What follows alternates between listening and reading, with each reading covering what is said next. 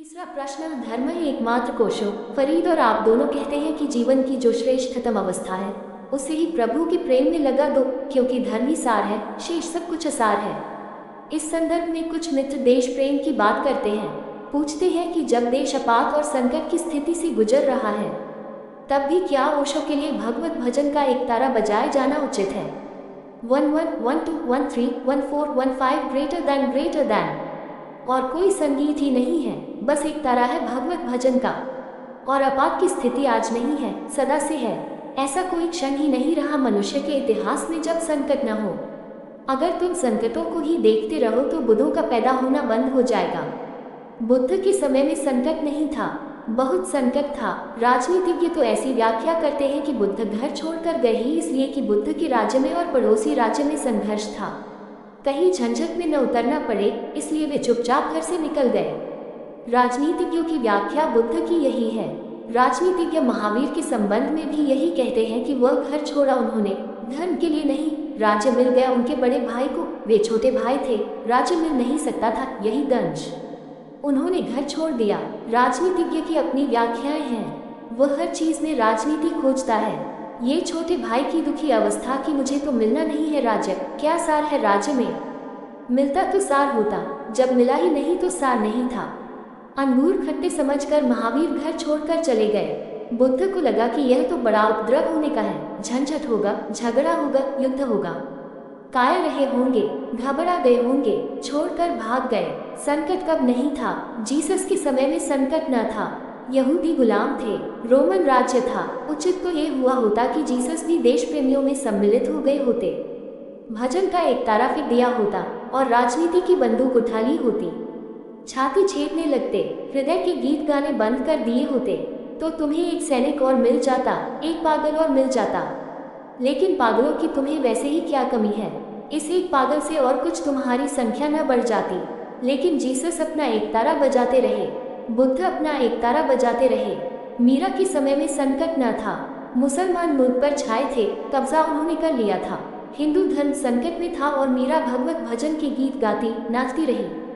देशद्रोही मालूम पड़ते हैं ये सब लोग, जब भी संकट है तभी अपना भजन गाते हैं। तुलसीदास भी क्या बैठे खाक रामायण लिखते रहे। यह कोई वक्त रामायण लिखने का था, उठा लेते चुरा और कूद पड़ते, देश प्रेम में मर जाते। तुम थोड़ा सोचो, संकट कब नहीं था।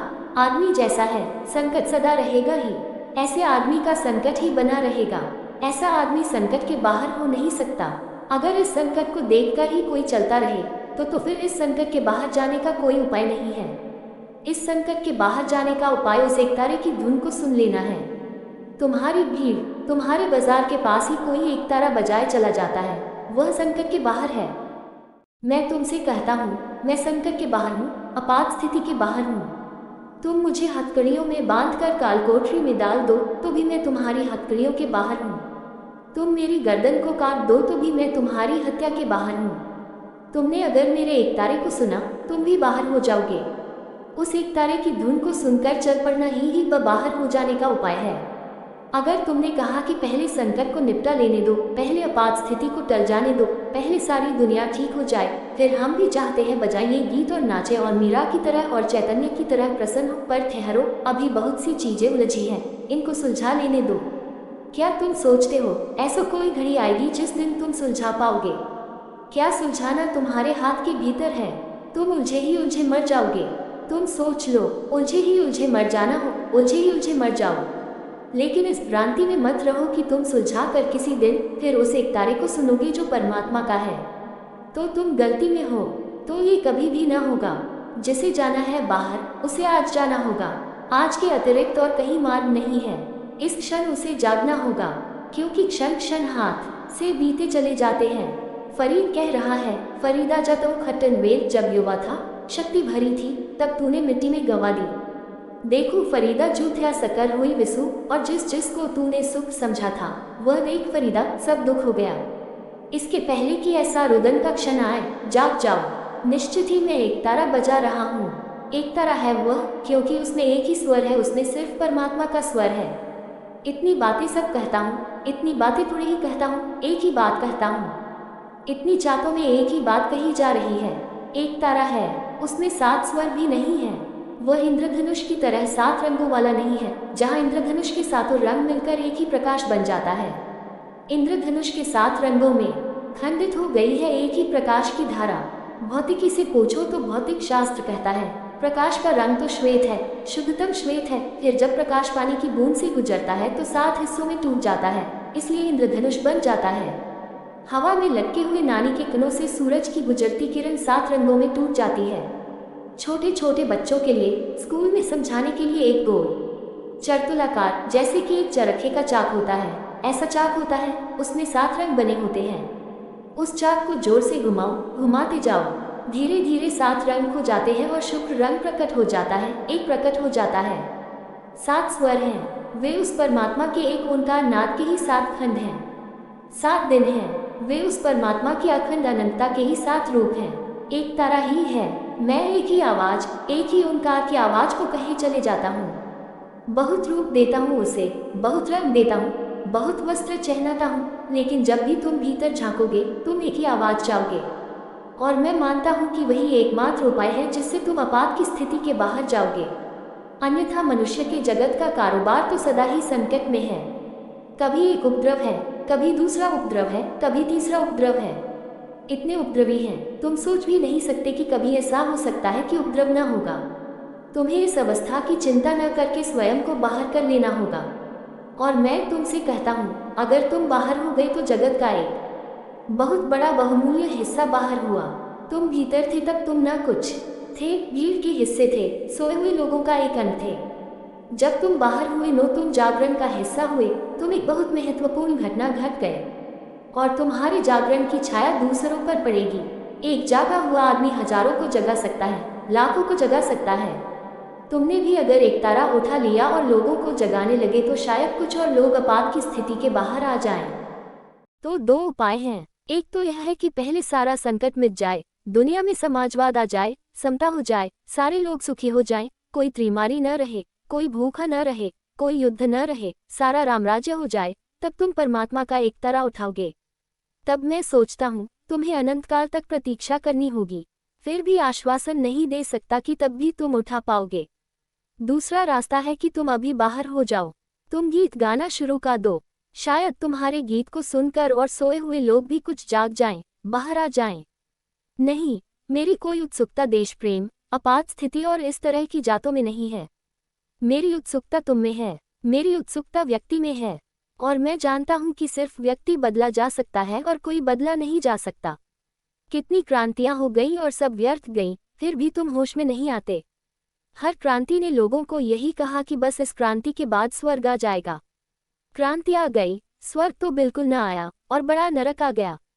कितनी स्वतंत्रताएं मिल गई लोगों को और हर बार यही कहा गया कि स्वतंत्रता के बाद सब ठीक हो जाएगा। स्वतंत्रता के बाद लोगों ने पाया ये तो हम और बड़े गड्ढे में गिर गए। कितने सुधार हो गए। सब सुधारवादी मानते थे कि बस इसके बाद स्वर्ग है, इसके बाद और कुछ बचता ही नहीं है बात सुझाने को।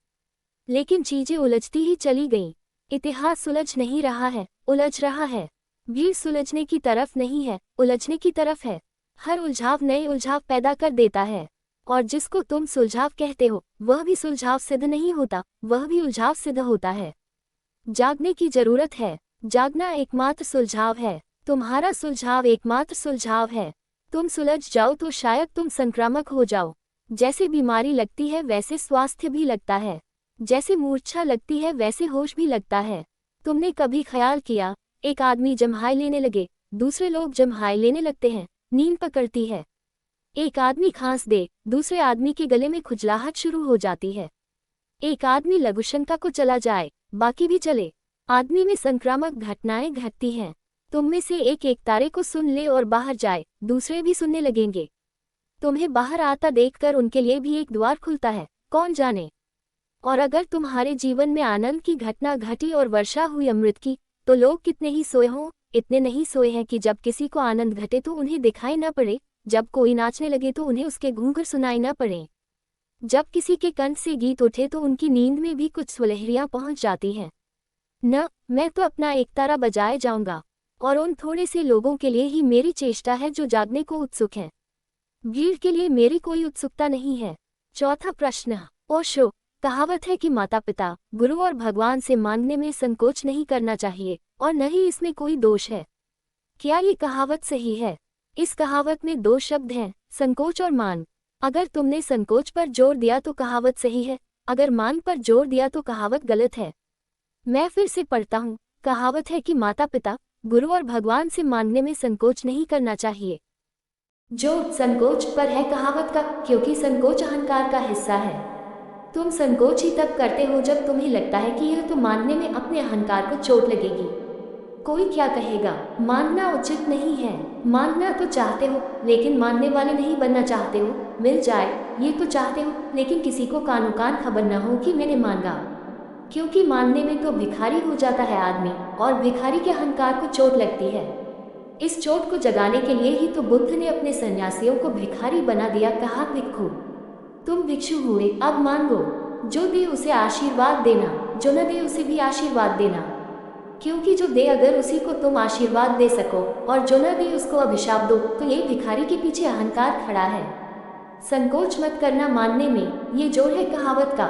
माता पिता, गुरु और भगवान के सामने क्या संकोच, क्या अहंकार। अगर तुम्हारा माता पिता, गुरु और भगवान के सामने भी अहंकार है तो फिर तुम कहाँ अहंकार छोड़ोगे।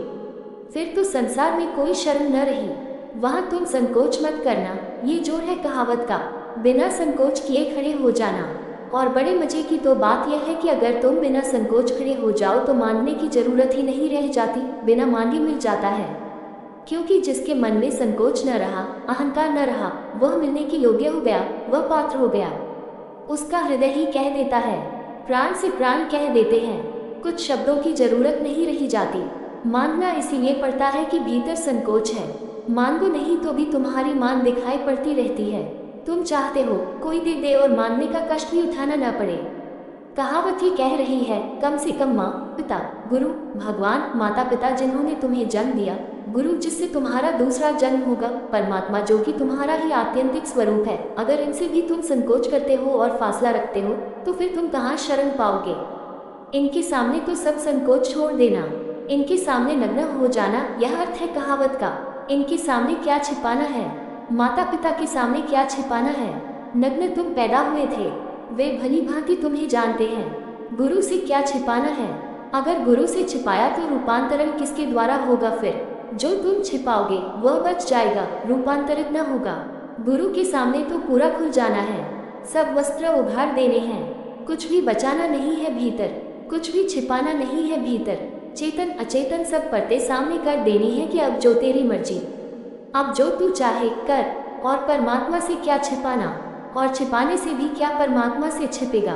संकोच मत करना, इसका यह अर्थ नहीं है कि निसंकोच मांगना। अगर इसे तुम समझो तो इसका अर्थ है कि जिसने संकोच छोड़ दिया उसे तो बिन मांगे मिल जाता है, मांगने की जरूरत नहीं होती। जिसका अहंकार चला गया उसे क्या कमी रह जाएगी। अहंकार ही कमी है, अहंकार के कारण ही तुम छोटे हो, सीमित हो। अहंकार गया कि तुम असीम हुए। घड़ा टूट गया तो घड़े के भीतर का आकाश बाहर के आकाश से एक हो गया। अहंकार की मिट्टी गिर गई तो तुम असीम के साथ एक हो गए। मांगने को कुछ बचता नहीं, निसंकोच मन को मिल जाता है, मांगना नहीं पड़ता। संकोची मन मांगता भी है, मांगना नहीं भी चाहता है और कभी पाता भी नहीं। साधारणतः अधार्मिक आदमी की यह धारणा होती है कि जो भी मैं हूँ उसके लिए सारी दुनिया जिम्मेवार है, मुझे छोड़कर। समाज, व्यवस्था, राज्य, माता पिता, परिवार, परंपरा, धर्म, भूगोल, इतिहास सब जिम्मेवार हैं, सिर्फ मुझे छोड़कर। मैं एक शोषित, संस्कारित, परतंत्र व्यक्ति हूँ। सभी लोगों ने मेरी ऐसी हालत बना दी है। अगर गरीब हूँ तो लोगों ने मुझे चूस लिया है। अगर पढ़ा लिखा नहीं हूँ, बुद्धिमान नहीं हूँ तो मुझे बुद्धि के अवसर नहीं दिए गए। अगर सुंदर नहीं हूँ तो माँ बाप सुंदर नहीं थे, इसलिए सुंदर नहीं हूँ। अगर अस्वस्थ हूँ तो समाज दरिद्र है, दीन है, इसलिए अस्वस्थ हूँ। दूसरे लोग जिम्मेवार हैं मुझे छोड़कर, यह अधार्मिक व्यक्ति की भाव दशा है। इसलिए अधार्मिक व्यक्ति कहता है, पहले सबको बदलेंगे तभी मेरी बदलाहट हो सकती है। इतिहास, भूगोल, समाज, अर्थतंत्र सब बदल जाए तभी मैं बदलूंगा, क्योंकि मैं इन पर निर्भर हूँ। धार्मिक व्यक्ति की शुरुआत है कि जो भी मैं हूँ उसके लिए मैं पुनर्तः जिम्मेवार हूँ। ये शुरुआत है, ध्यान रखना। इसके बिना धार्मिक व्यक्ति की यात्रा शुरू नहीं होती, क्योंकि अगर मैं जिम्मेवार ही नहीं हूँ तो बदलना कैसे है, बदलना किसको। अगर मैं ही जिम्मेवार हूँ मेरे दुखों के लिए, अगर मैंने ही ये बीज बोए हैं, मैं ही फसल काटता हूँ, तो अब मैं आगे बीज बोने में बदलाहट कर सकता हूँ।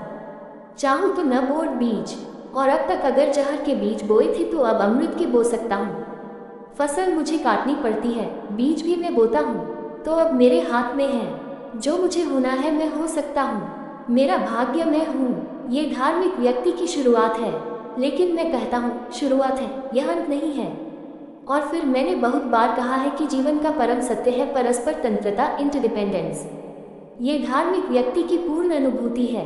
अधार्मिक व्यक्ति मानता है सब जिम्मेवार है, मैं जिम्मेवार नहीं। धार्मिक व्यक्ति शुरू में मानता है कि मैं जिम्मेवार हूँ, कोई जिम्मेवार नहीं। अंत में पाता है कि न मैं हूँ न दूसरे हैं। जीवन परस्पर तंत्रता है, ये तो अहंकार के मिटने पर पाता है। अहंकार की दो दृष्टियाँ हो सकती हैं। दूसरे जिम्मेवार हैं, अहंकार को बचा लिया। मैं जिम्मेवार हूँ, अहंकार पर पूरा दोष रोपा। पहला व्यक्ति अधार्मिक रहेगा, दूसरा व्यक्ति धार्मिक हो जाएगा। और एक तीसरी चली है अहंकार के पार पर, जहाँ मैं बिल्कुल मिट जाता है, सिर्फ चैतन्य चचता है, वहाँ दिखाई पड़ता है। ये परस्पर तंत्रता है। यहाँ दो है ही नहीं, यहाँ एक ही तंत्र है। उसी को तो हमने परमात्मा कहा, ब्रह्म कहा, अद्वैत कहा। दो नहीं है, एक ही अस्तित्व है। और यहाँ वृक्ष को हिलाओ, आकाश के तारे हिलते हैं, सब जुड़ा है। पत्थर फेंको झील में, जरा सी जगह में गिरता है, पर लहर उठती है और अनंत तक चली जाती है। दूर दूर के किनारे भी उस लहर से अपरिचित न रहेंगे। वह लहर जाकर अनंत काल में अनंत दूरियों के किनारों को छुएगी। जो मैं तुमसे बोल रहा हूँ वह तुमसे ही बोला गया, ऐसा नहीं। जो शब्द आज पैदा हुआ वह अब कभी मिटेगा नहीं, अब वह चलता रहेगा, उसकी तरंग चलती रहेगी, दूर के तारों से अनंत काल में टकराती रहेगी। कुछ भी मिटता नहीं है, सब शाश्वत है और सब एक है। यह अंतिम अनुभूति है। यह अनुभूति उसी को होगी जो यह मानकर चला कि मैं जिम्मेवार हूँ, मैं जिम्मेवार हूँ। ये प्राथमिक धारणा है, ये बुनियादी धारणा है। ये सिद्ध की अवस्था नहीं है, ये साधक की शुरुआत है। सिद्ध तो कहता है एक ही है, कौन जिम्मेवार कौन गैर जिम्मेवार, दो नहीं है, अद्वैत है। छठवां प्रश्न, ओशो। जीसस कहते हैं प्रेम परमात्मा है। फरीद गाते हैं अद्ध कहानी प्रेम की। और आप भी कहते हैं प्रेम है आनंद, प्रेम है मुक्ति, प्रेम है समाधि की सुवास। धर्मे का फिर क्या कारण है कि मीरा गाती है, जो मैं ऐसा जानती प्रेम किए दुख होए, जगत हिंदोरा पीटती प्रेम न कीजे कोयल। एक पहलू फरीद कह रहे हैं, दूसरा पहलू मीरा कह रही है, और दोनों ही प्रेम की प्रशंसा के गीत गा रहे हैं। मीरा कहती है जो मैं ऐसा जानती प्रेम किए दुख होए। यह विरह की अवस्था है। प्रेम जब होता है तो पहली अवस्था तो विरह है। जिसको प्रेम होता है उसी को विरह होता है, जिसको प्रेम ही न हो उसको तो विरह नहीं होगा। तुमने भी अगर कभी प्रेम नहीं किया तो विरह की पीड़ा तुम न जानोगे। विरह की पीड़ा का सौभाग्य तो उसी को मिलता है जिसने प्रेम किया। मैं कहता हूँ सौभाग्य, क्योंकि उसी पीड़ा के पीछे फिर मिलन का आनंद छिपा है।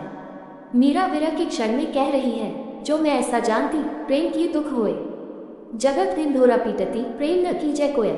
मगर ये तो पहले पता न था, अब तो प्रेम कर बैठे। अब लौटने का तो कोई उपाय नहीं। प्रेम से कभी कोई लौट नहीं सकता, उससे पीछे जाने का उपाय ही नहीं है। अगर बचना हो तो पहले ही बचना, उतरना ही मत उस नदी में, अन्यथा वह बहा ले जाएगी। और बड़ी पीड़ा है, क्योंकि जितना प्रेम बढ़ता है उतना प्यारा दूर मालूम पड़ता है। जितना प्रेम बढ़ता है उतना एक एक क्षण प्रतीक्षा करना कठिन होता जाता है। जितना प्रेम बढ़ता है उतनी ही अभीप्सा की आग जलती है, उतना ही परमात्मा अब मिले अब मिले अब मिले चैन खो जाता है। जो मैं ऐसा जानती प्रेम किए दुख होए, जगत हिंदोरा पीटती प्रेम न कीजे कोयल। ये पहली दशा है विरह की यात्रा का प्रारंभ। फिर फरीद कहते हैं अकथ कहानी प्रेम की।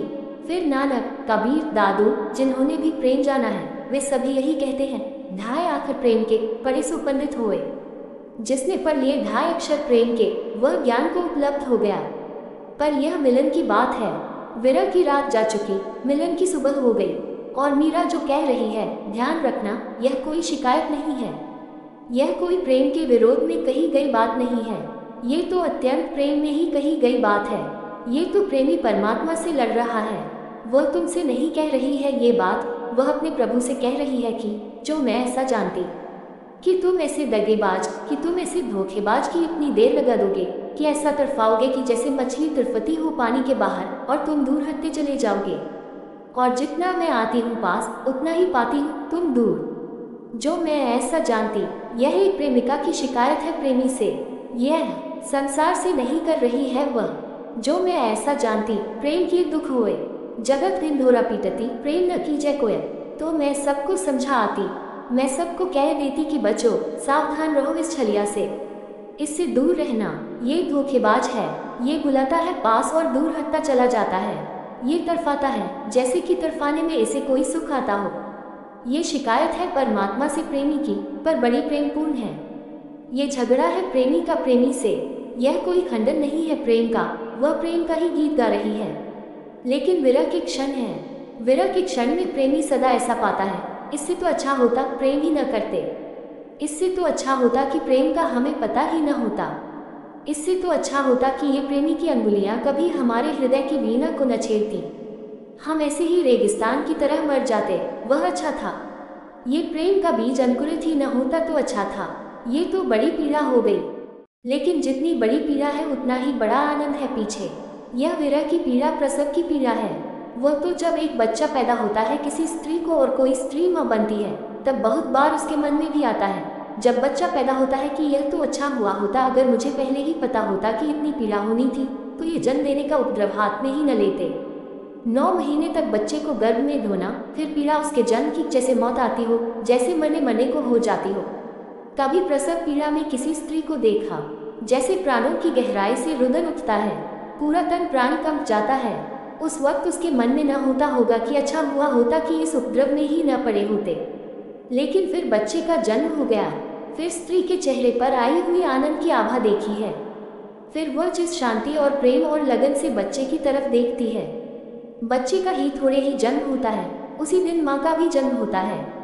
उसके पहले वह माँ न थी, उसके पहले एक साधारण स्त्री थी, अब माँ है। माँ की बात ही और है। माँ का अर्थ है अब वह सृजनदात्री है, अब उसने जन्म दिया जीवन को। अब वह ऐसी सीप है जिसमें मोती पला। अब वह साधारण देह नहीं है, वह परमात्मा का घर बनी है, वह परमात्मा का माध्यम बनी। स्त्री अपने परम सौंदर्य को उपलब्ध होती है माँ बनकर, लेकिन प्रसव की बड़ी पीड़ा है, विरह की भी बड़ी पीड़ा है। उसी विरह की पीड़ा से गुजर कर, निखर कर, आग से छनकर व्यक्ति कुंदन बनता है, स्वर्ण बनता है।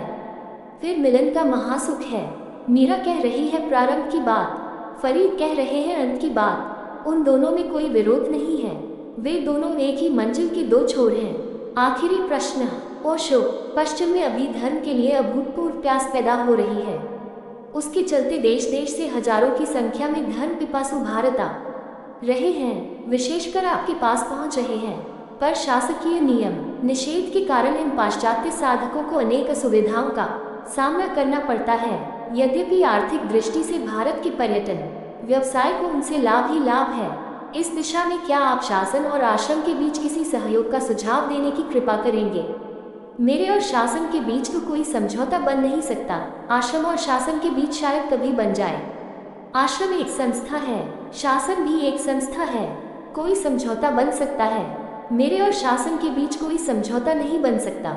मेरे और मेरे आश्रम के बीच ही समझौता बड़ा मुश्किल है। मेरा धर्म मूलतः संस्था विरोधी है।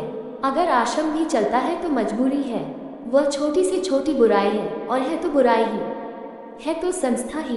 व्यवस्था में मेरी रुचि नहीं है, लेकिन अव्यवस्था के लायक तुम्हारी योग्यता नहीं है, इसलिए मजबूरी है, बीच का रास्ता खोजना पड़ता है। रही पश्चिम से आने वाले साधकों की सुविधाएं और उनकी बात, उसे वे प्रसव की पीड़ा समझें। समझौता में राज्य से कोई बनाऊंगा ना, चल सकता है बड़ी आसानी से, अड़चन कुछ भी नहीं है, लेकिन मुझ में अड़चन है, मेरे होने में अड़चन है। सत्य साईं बाबा का बन सकता है, मुक्तानंद का बन सकता है, तो मेरा क्यों नहीं बन सकता? न बनने की अड़चन है। न तो मैं किसी चीफ मिनिस्टर को बुलाता, न किसी प्रधानमंत्री को, न राष्ट्रपति को। शिलान्यास करो, आश्रम का उद्घाटन करो। इस आश्रम में उनका आना जाना नहीं है और उनके आने जाने का एक ही उपाय है, शिलान्यास करवाओ, पत्थर रखवाओ, पत्थर उखड़वाओ, कुछ करवाओ, उनको सम्मान दो। और जो मैं कहता हूँ उस हिसाब से वे सब पागल हैं, विक्षिप्त हैं, उनसे पत्थर मैं रखवा नहीं सकता। तुमसे रखवा लूँगा, उनसे नहीं रखवा सकता। मेरे मन में उनका कोई सम्मान नहीं है, स्वभावतः उनसे मेरा कोई तालमेल नहीं बैठ सकता। निरंतर मैं उनकी विक्षिप्तता की घोषणा करता हूँ, वे सब खबरें उन तक पहुँचती हैं। वे सब हिसाब रखते हैं। उनकी नाराजगी भी स्वाभाविक है। अगर वे नहीं निकाल पाते, ये भी उनकी सज्जनता है, अन्यथा वे अपनी नाराजगी खूब निकाल सकते हैं। मुझ पर नहीं निकाल पाते तो सन्यासियों पर निकाल लेते हैं, उनको आसानी से फंसा लेते हैं। लेकिन सन्यासियों को अपनी असुविधा को अपनी साधना का हिस्सा मानना चाहिए, बजाय इसके कि हम राज्य से कोई समझौता करें, क्योंकि उस समझौते में तो बात ही मर जोगी। उस समझौते में तो फिर तुम्हें यहाँ आने का कोई कारण ही न रह जाएगा। उस समझौते में तो मैं ही नहीं बचूंगा। मेरे होने की जो विशेषता है वही समाप्त हो जाएगी। फिर तुम मुक्तानंद के पास गए कि मेरे पास गए, बराबर होगा। फिर कोई नेम न रहा। फिर जैसे और आश्रम है वैसा ही यह भी एक आश्रम होगा। यह आश्रम विशिष्ट है, ये राजनीति के धुएं से बिल्कुल पार है। इसलिए अड़चन तो झेलनी पड़ेगी, क्योंकि राज्य सुविधा नहीं देगा, राज्य असुविधा देगा। मेरे पास जो आएंगे उन पर सब तरह की रुकावटें डाली जाएंगी।